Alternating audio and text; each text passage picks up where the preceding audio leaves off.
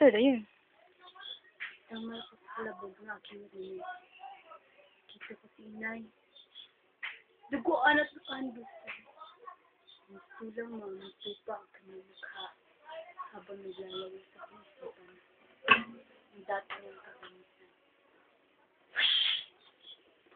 Aray, Nay! Ang iris-iris! Gumising ka na. Marami ka pang gagawin. Magsain ka na doon. Bilis! Yan ang pang-araw-araw kong nakasanayan. Simula na mamatay ang aking ama. Ang nakaraan. Hello, Tay? Please, bilisan niyo po. Magsisimula ng programa. Oo, anak. Papunta na ako dyan. Huwag ka mag-alala. Sige, bye-bye. Vroom, vroom, beep, beep, beep. Umuwi akong malungkot dahil hindi nakapunta si Itay. Magandang hapon po, Inay. Leche! Ah! Ikaw ang dahilan kung bakit namatay ang ama mo. Kumuha ang aking mundo sa sinabi ni Inay. Wala na ang aking Itay. Huminto ako sa pag-aaral.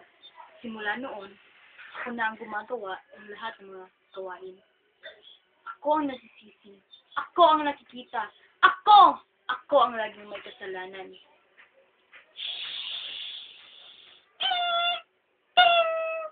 Hoy! Anong ingay yun? Ano nangyari dito? Nakabasag ka na naman. Ang tanga-tanga mo talaga. Ang tanga-tanga mo. Aray, Nay, tama na po. Nasasaktan ako. Wala akong pakialam.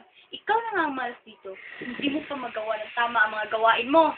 Tumakbo akong mabilis pumunta sa kusina. Ngunit nabutan ako ni Inay. Tatakasan mo pa ako, ha? Tatakasan mo pa ako. Aray, Nay, tama na po. Habang tinitiis ko, ang sakit ng bawat hampas sa aking Inay.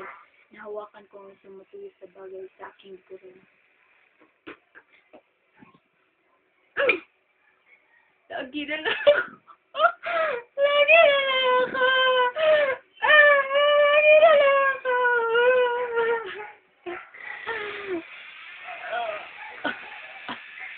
Nung marinig ko ang pabagsak niya, natauhan ako sa aking magawa. Hindi. Hindi. Pinatay ko si Inay. Matay na siya.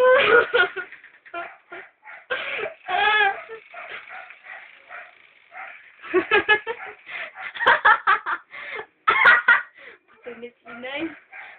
Malaya na ako.